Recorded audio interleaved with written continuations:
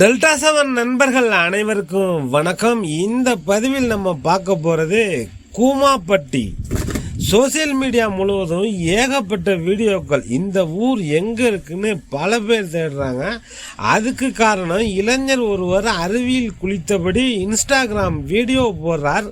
விருதுநகர் வட்டார வழக்கில் ஏங்க அப்படின்னு ஆரம்பித்து காதல் தோல்வியா எங்கள் ஊர் கூமாப்பட்டிக்கு வாங்க, தண்ணியை பாருங்க தீர்த்தம்ங்க, தண்ணியை பாருங்க சர்பத்துங்க, பவண்டோ பெப்சி கோக் மாதிரி இருக்குங்க, தனி ஐலாண்டுங்க எங்கள் ஊர் கூமாப்பட்டி. வாங்க, அந்த பக்கம் பாருங்க அமெரிக்காங்க, இந்த பக்கம் பாருங்க அந்தமானுங்க, அந்த பக்கம் பாருங்க ஐரோப்பா மாதிரி இருக்குங்க.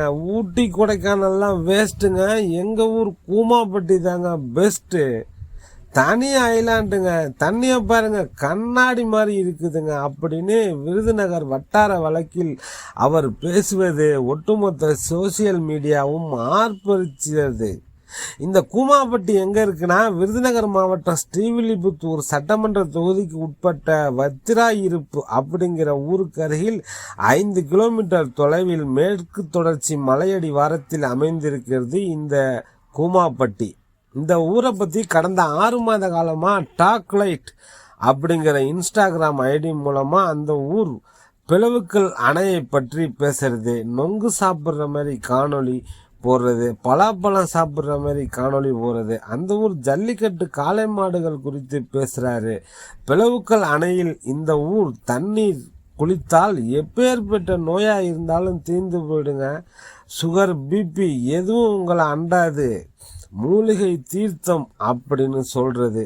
இந்த தண்ணியை குடிச்சா உடம்பு அழகாயிடுங்க.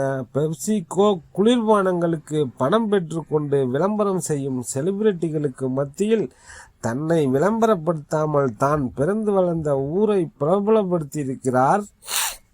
இன்று உலக அளவில் கொண்டு போய் நிறுத்தி இருக்கிறார். பொதுவாக மேற்கு தொடர்ச்சி மலையடிவாரங்களில் இருக்கும் கிராமங்கள் அழகாகத்தான் இருக்கும். இந்த பகுதியில் 2 அணைகள் இருக்கு, கோவிலாறு அணை, பிளவுக்கல் அணை. 2 அணையும் இணைத்தால் விருதுநகர் மாவட்ட நீராதாரத்தை நிரப்புவதாக இருக்கும். 2 அணைகளுக்கு இடையில் நிலம் வைத்திருக்கும் முதலாளிகள் இடம் கொடுக்க முன்வராததால் இந்த திட்டம் கிடப்பில் போடப்பட்டது. 2 அணைகளும் கோடை காலங்களில் வறட்சியாகுது. இயற்கையாக உருவாக்கப்பட்ட ஒரு அணை இந்த 2 அணைகளும்.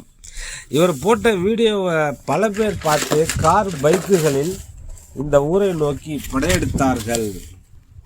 அவர்களுக்கு கிடைத்தது என்னவோ ஏமாற்றம்தான். கோடை காலம் என்பதால் தண்ணீர் இல்லாமல் அணைகள் வறண்டு விட்டன. அடிப்படை வசதிகள் எதுவும் பெரிதாக இல்லை. அந்த இளைஞர் தங்கபாண்டியன் முயற்சி பாராட்டுக்குரியது. அரசு நினைத்தால் கூமாப்பட்டியில் ஒரு சுற்றுலா தலமாக உருவாக்க முடியும். அங்கிருந்து சதுரகிரி மலைப்பாதைக்கு வழி இருக்கிறது. அங்கு ஆடு மாடுகள் மேற்கு தொடர்ச்சி மலையடி வாரத்தில் இயற்கையாக வளரக்கூடிய புல் மூலிகைகளை சாப்பிடுவதால் நல்ல வீரியமாக ஜல்லிக்கட்டு காளை மாடுகள் உருவாகிறது.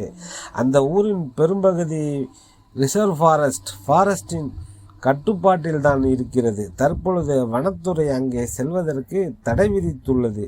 இதுவரை சுற்றுலா பயணிகள் அங்கு போகாமல் இருப்பதால் தான் அந்த பகுதி பச்சை பசேல் என்று செழிப்பாக இருக்கிறது. எதிர்காலத்தில் சுற்றுலா தலமாக மாறுமா இல்லையா என்பது அந்த பகுதி அரசியல்வாதிகளின் கையில் தான் உள்ளது. ஏன்னா இந்த சுற்றுலா பயணிகள் போனாங்கன்னா இந்த பிளாஸ்டிக்கு சரக்கு அடிச்சுட்டு பாட்டிலில் போடுறது, குப்பையை போடுறதுன்னு ஊரை வீணடிச்சிருவாங்க. நல்ல ஊர் என்ன ஆக போகுதுன்னு தெரியல, பார்ப்போம் எதிர்காலத்தில். ஓகே ஃப்ரெண்ட்ஸ், மீண்டும் வேறொரு செய்தியில் சந்திப்போம். டெல்டா 7 நண்பர்களுக்கு நன்றிகள் பல.